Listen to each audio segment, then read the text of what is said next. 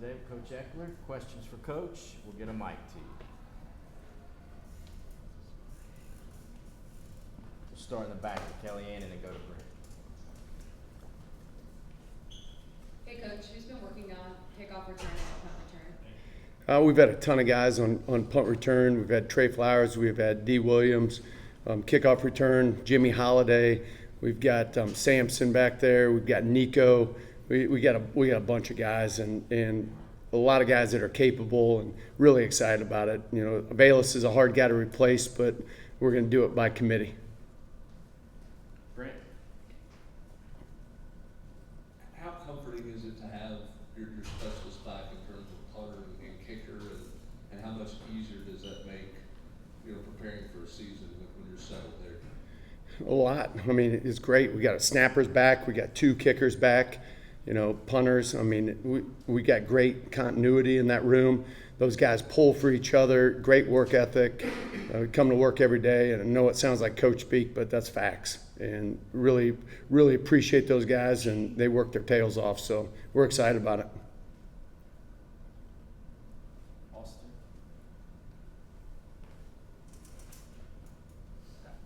How comforting is it to have Paxton Brooks back healthy? Do you expect to have him on kickoffs this year? And then we haven't had a chance to talk to you about Jackson Ross as far as just what he can bring to the table with him getting to campus now long term. Is the word of the day comforting? I'm just messing with you.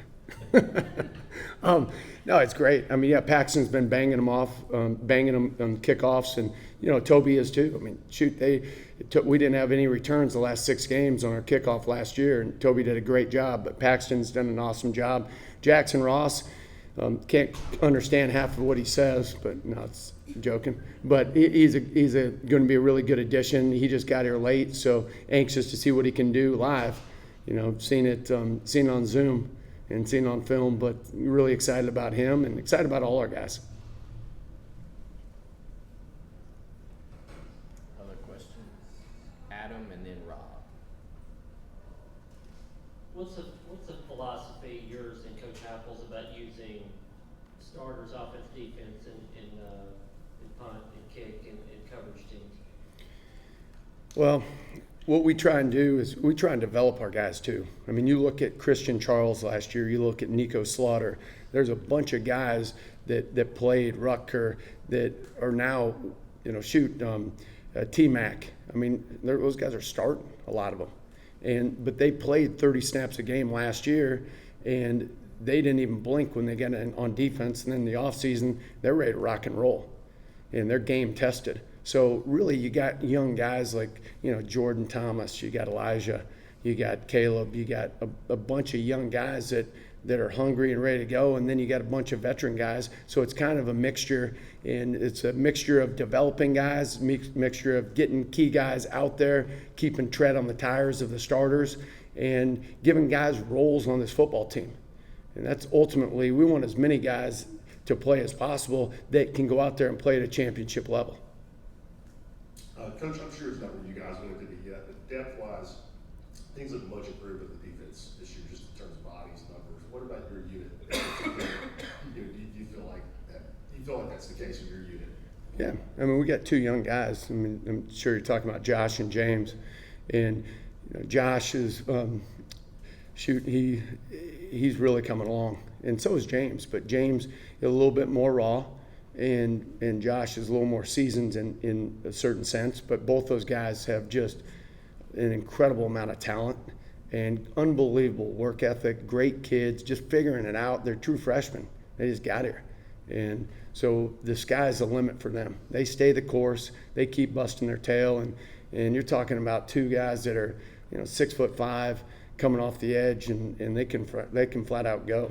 And they got great instincts, and they love to play the game. So beyond excited. And then add in Roman and BY, and you got a great crew.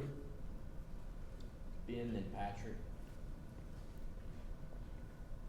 Coach, who are some freshmen that you've observed early on in these first couple of weeks that you think are really going to be able to help you on special teams this year?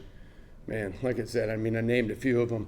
You got Elijah, you got Caleb Perry, You got, Sampson is tearing it up, doing a great job. Squirrel's doing a nice job. Jordan Thomas and, Nimrod. Shoot, and I'm leaving out a bunch, trust me. And then you got D. Williams, not a freshman, but just got here. He's electric. So there's a ton of guys, and really, we got a chance to be special. Coach, going back to Josh and James, where have you seen them grow the most over these past couple of weeks, and how do you sort of manage expectations? Those guys came in highly talented. I'm sure a lot of people would like to see them on the field. How do you sort of manage their expectations going into their freshman seasons? Well, managing the expectations. Those guys.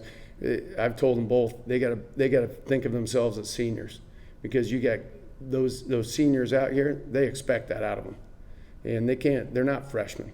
They got to go out and they step on the field. They got to execute. And they got to execute at championship level.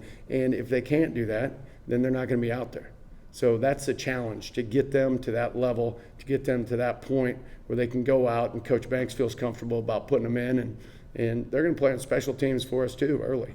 So we'll get them rocking and rolling out there, and as the season goes, you should see their development, and you should see their roles probably increasing. Brent, then Eric. Yeah, back to special teams and a punt returner. Where's Velus is really good in that role. Where's the balance in a guy who maybe is a risk taker back there versus putting a guy back there who is going to have the ball at the end of the play? What's kind of the balance, risk reward with that position, and trying to figure out who to put back there? Well, we're kind of greedy. We want both. We want a guy who can strike up Rocky Top. That's the objective. We get a pitch to hit, and we want to hear our fight song. And so that's it. We feel like we work so much with these guys in the off season and during the season with ball security and catching the ball. We feel like we can get the best of both worlds, and we're going to. At the Leo spot, how many do you feel like can help you this year? Would it be all four? Is it 3 of the 4? And then is there ever a situation where you could see not just 2 of them, but maybe 3 of them on the field at the same time, maybe in a pass rushing situation? Shoot, as we get going, there might be 4 of them. Those guys, the sky's the limit. And again, it's on them, it's on me to get them ready. And I just think that as the season goes on, you're going to see more and more out of both of them. And just remember, they just got here, and I'm not making excuses for me or them or anything, but they're going to be, those guys are going to be incredible players when it's all said and done, and it's just getting them to that point, and I think you're going to be excited what you see. Wes.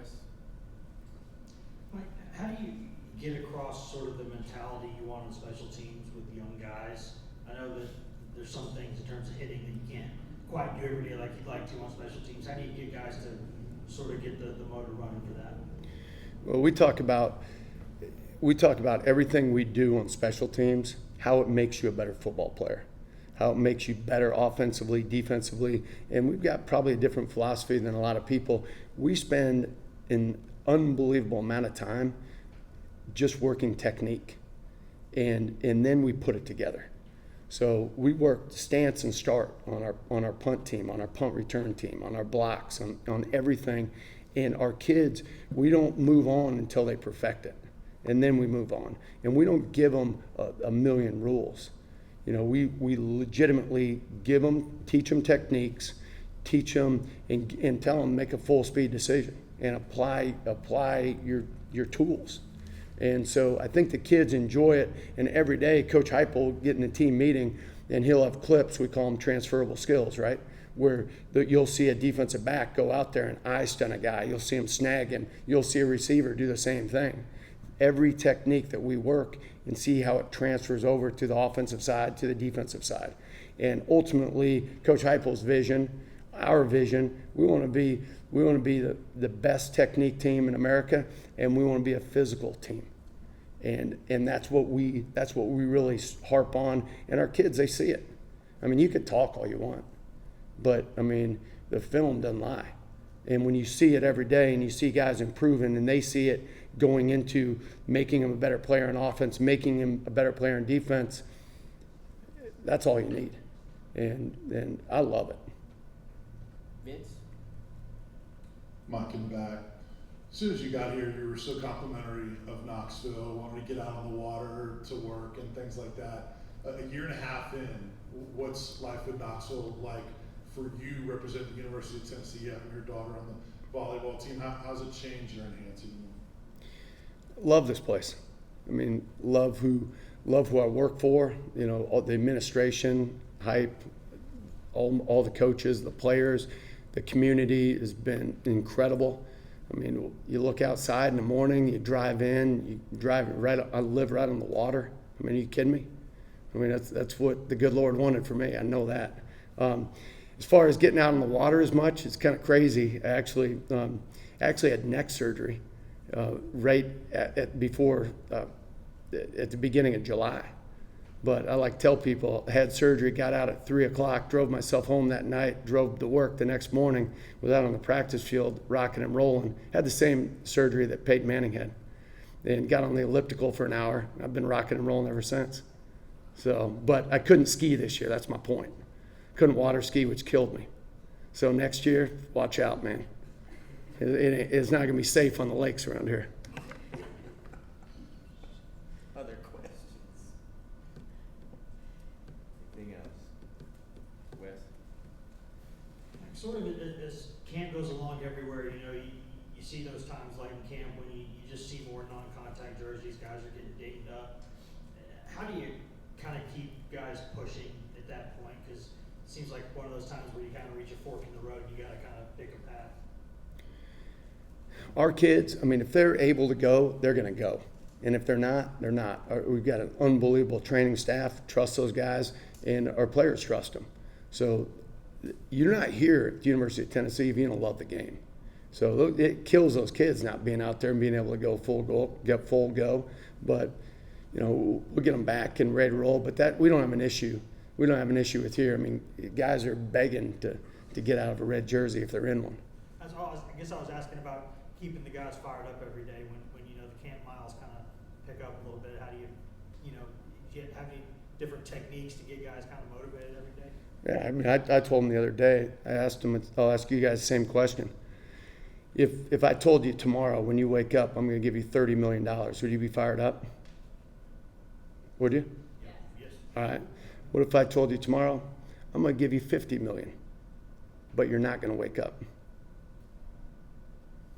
I'm asking. Wouldn't be real fired up? Probably wake up for 30. I don't know. No, I mean, that's not the option. Point being, our day is worth more than $40, $50 million. And so when you look at it that way, as a football player, as a human, you're either getting better or worse. And so if you say you want to be a pro, I mean, do your actions match your expectations? Are you talking about it or are you being about it? And it's about staying focused. And I was driving to work last week and I was thinking about it, and I was like, 99% of the people in this world want to be great. Would you agree with that? Yeah, they're called wannabes. 1% work to be great. Drop the mic on that. Appreciate you guys.